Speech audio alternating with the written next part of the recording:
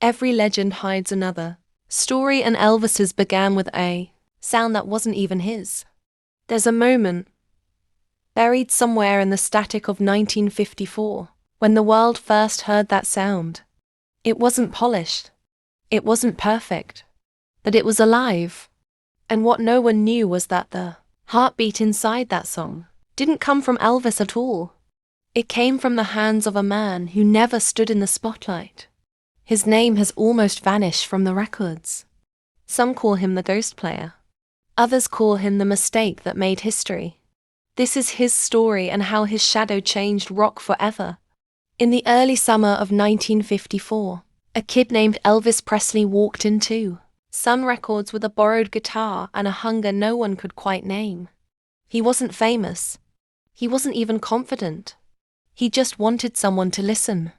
But the night that changed everything, the one that gave birth to modern rock and roll, wasn't supposed to happen.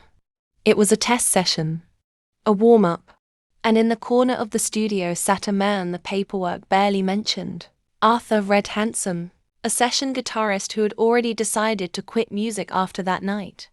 He wasn't paid to create. He was paid to fill space. So when Elvis started strumming "That's All Right, Mama," too fast, too nervous, Red did what he always did.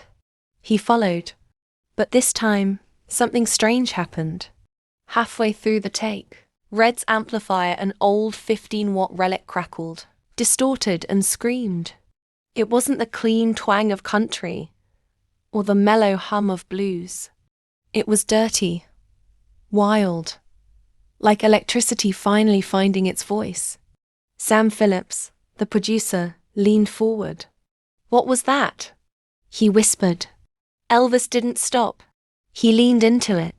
Red's mistake became the backbone of the song. The raw, unpredictable crackle turned the room electric. And when the record hit the airwaves, the world changed overnight. What history doesn't say what the official notes never mention is that Red Hansen disappeared a few weeks later. No interviews, no photographs after that session. Just a check, unsigned, left on the edge of the studio desk. Some say he couldn't handle what he heard that night. Others say he realized he'd unleashed something he couldn't control. But the strangest part came years later. When engineers remastered Elvis's early tapes, they noticed something buried deep in the frequencies, a low, pulsing echo that shouldn't have been there. Almost like a second rhythm. A ghost tone. Sound. Technicians tried isolating it, filtering it out. But each time they did, the mix fell flat, lifeless. That hidden tone was what made the record breathe. The sound wasn't just background. It was spirit. Elvis himself later said, half joking, "Sometimes I hear another guitar when I'm on stage. Ain't no one there, but it plays with me." The audience laughed. But the musicians, those who knew the myth, didn't. Because that distortion tone, that haunting hum, became the soul of a new genre. From Chuck Berry's riffs to Hendrix's walls of sound, the DNA of Red's mistake echoed through every amp that followed. And here's where it gets eerie.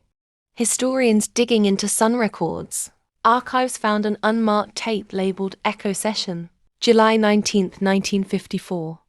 On it, you can hear Elvis and Red playing not for an audience but for themselves. At one point, Elvis pauses and says, "It's like the music's telling me where to go, man." Red replies, "Then don't fight it.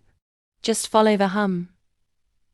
That hum, the one you can still feel in those early tracks, isn't a sound anymore. It's an inheritance. Every generation has a sound that doesn't belong to it. Something that slips through a frequency from somewhere else. Elvis rode that frequency, but Red Hansen found it. And then he vanished into it.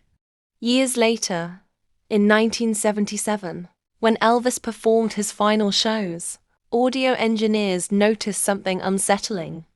On the live recording of Unchained Melody, buried beneath the orchestra and the cheers, there's that same faint distortion.